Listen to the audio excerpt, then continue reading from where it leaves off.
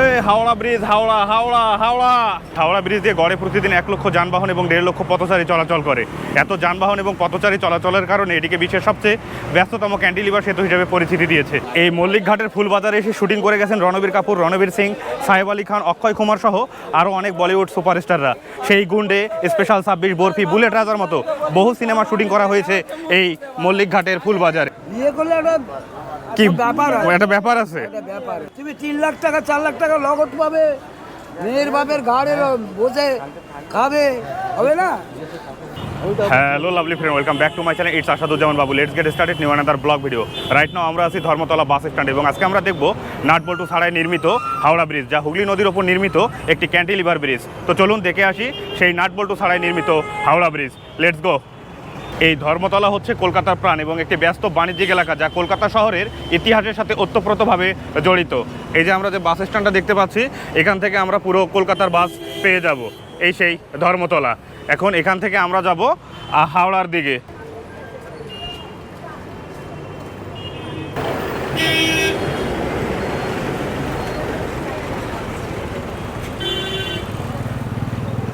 Howrah Howrah Howrah station, বড় বাজার, হাওড়া যাবে, হাওড়া স্টেশন। এই হাওড়া ব্রিজ, হাওড়া হাওড়া হাওড়া।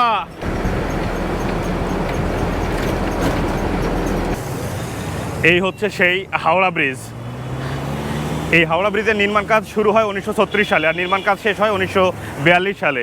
আর 1943 সালে 3 ফেব্রুয়ারি এই হাওড়া ব্রিজ চালু করা হয়। আর 1965 সালের 14 জুন বিশ্বকবি রবীন্দ্রনাথ ঠাকুরের নাম অনুসারে এই সেতুর নামকরণ করা হয় রবীন্দ্র সেতু। ওই হচ্ছে সেই রবীন্দ্র সেতু। যাই হোক, মানুষের কাছে এখনও এটি হাওড়া ব্রিজ নামেই পরিচিত। সবাই হাওড়া ব্রিজ বললেই এই সেতুকে চিনিয়ে দিবে।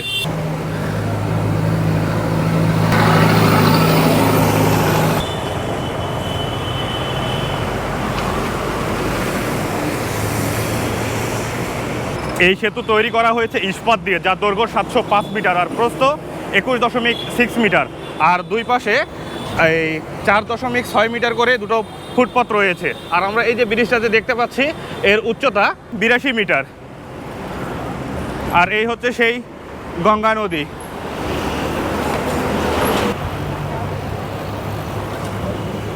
পরিসংখ্যান বলে এই হাওড়া ব্রিজ দিয়ে গড়ে প্রতিদিন 1 লক্ষ যানবাহন এবং 1.5 লক্ষ পথচারী চলাচল করে। এত যানবাহন এবং পথচারী চলাচলের কারণে এটিকে বিশ্বের সবচেয়ে ব্যস্ততম ক্যান্টিলিভার সেতু হিসাবে পরিচিতি দিয়েছে।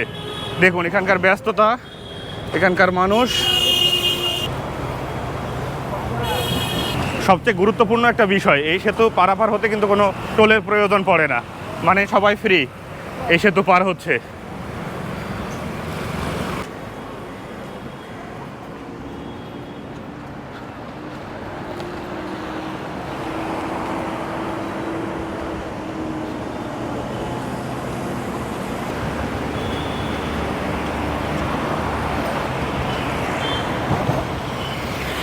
এই হাওড়া ব্রিজ যখন তৈরি করা হয় তখন এটি ছিল পৃথিবীর 3য় বৃহত্তম ক্যান্টিলিভার ব্রিজ, আর বর্তমানে এটি পৃথিবীর 6ষ্ঠ বৃহত্তম ক্যান্টিলিভার ব্রিজ। আর এই ব্রিজ দিয়ে প্রতিদিন গড়ে 1.5 লক্ষ পথচারী এবং 1 লক্ষ যানবাহন চলাচল করে। দেখুন এখন সকাল প্রায় 6:30 7টা বাজে, তা কত মানুষ দেখুন, আর ব্যস্ত দেখুন।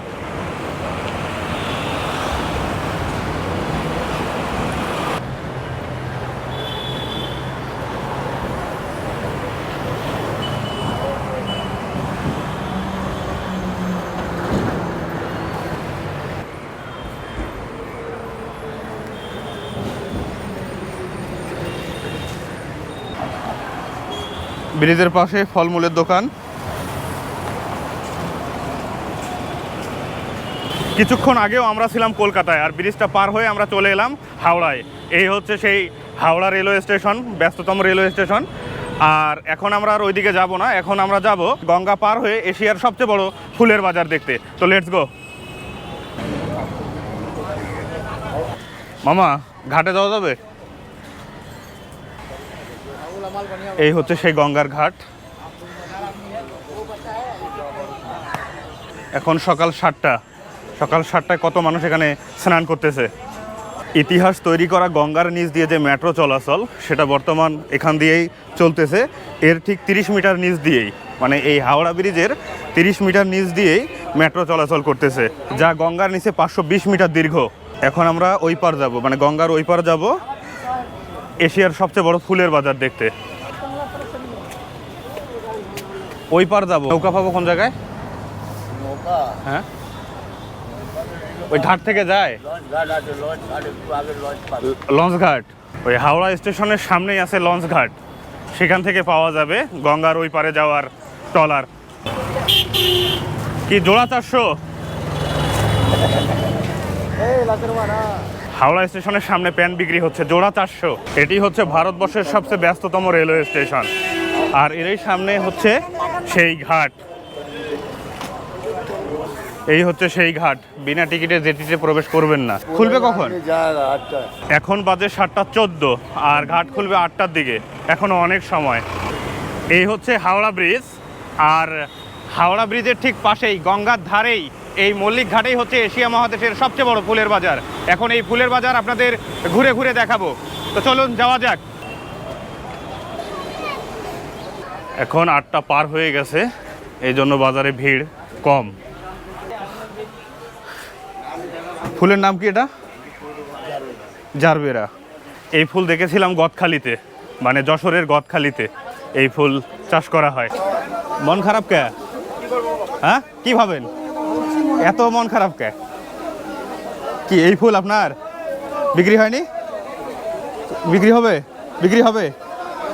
ভাই খুব মন খারাপ করে বসে আছে।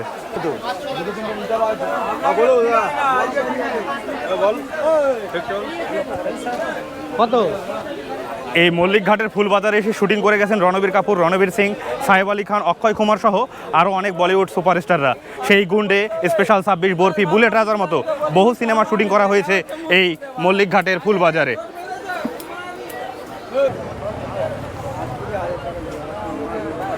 কি দাম এটার?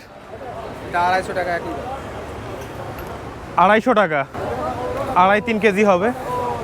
250 টাকা দাদা। মামা কেজি কত? 100 টাকা। গাঁদা ফুলের কেজি 100 টাকা। বলছে কত করে কাকা? 50 টাকা পিস। 60 টাকা না 50 টাকা চারটে। এ কত দাম? 200 টাকা। এর দামও 200। আর এটা বিয়ে করতে হবে, এটা 300। বিয়ে করতে গেলে 300? বিয়ে করতে গেলে বেশি কেন? বিয়ে করলে একটা কি ব্যাপার আছে, একটা ব্যাপার আছে। একটা ব্যাপার। তাহলে কি বিয়ে করা যাবে না? কেন বিয়ে করে? 100 টাকা বকশিস। তুমি 3 লাখ টাকা 4 লাখ টাকা নগদ পাবে, মেয়ের বাপের ঘাড়ে বসে খাবে, হবে না? ওই জন্য কাকা 100 টাকা বেশি নিচ্ছে, বিয়ে উপলক্ষে 100 টাকা বেশি। এই মালের কিচ্ছু আমি টাটকা কোলা, এ মাল টাটকা, মৌমাছি পড়তেছে। মৌমাছি এলেই তো টাটকা, নাহলে তো বিয়ে বাড়ি, পুজো, জন্মদিন কিংবা শ্রাদ্ধ যাই হোক না কেন, এখান থেকেই ফুল যায় বাংলার ঘরে ঘরে। শুধু বাংলার ঘরে ঘরে যে ফুল যায় তা না, এখান থেকে ফুল যায় ভারতের বিভিন্ন রাজ্য সহ নিউজিল্যান্ড, দুবাই, এমনকি অকল্যান্ডেও পৌঁছে যায় এই ফুল বাজারের ফুল। কত ধরনের পাতা, সব পুজোর কাজে ব্যবহার করা হবে। ভোর 4টা নাগাদ এই ফুল বাজারে ফুল বিক্রি শুরু হয়, আর সকাল 9:30 থেকে 10টার মধ্যে সব ফুল বিক্রি হয়ে যায়। প্রায় 2,500 থেকে 3,000 ফুল বিক্রেতা আছে এই বাজারে। আর এই ফুল বাজার থেকে প্রতিদিন কোটি কোটি টাকার ফুল বিক্রি হয় এবং পুরো ভারতবর্ষে চলে যায় এবং কি বিদেশেও চলে যায়। কত বছর ধরে ফুল বিক্রি করতেছেন? আজ 40 বছর হয়ে গেল। 40 বছর? হ্যাঁ। থাকেন কোন জায়গায়? এখানে এখানে থাকে, এখানে 4 ঘন্টা থাকে, তার দেশে চলে যায়। কয়টার দিকে শুরু হয় ফুল বিক্রি এখানে? ফুল রাত 4টে থেকে রাত 8টা পর্যন্ত। মানে ভোর 4টে থেকে শুরু হয় ফুল বিক্রি, রাত 8টা পর্যন্ত। রাত 8টা পর্যন্ত চলে। কত টাকার ফুল বিক্রি করছেন আজকে? এখন বউনি করে নিকো। এখন এখন প্রায় 9টা বেজে যাচ্ছে, বউনি হয়নি? কেবল ঢুকলাম। ও, মাত্র ফুল নিয়ে আসলেন।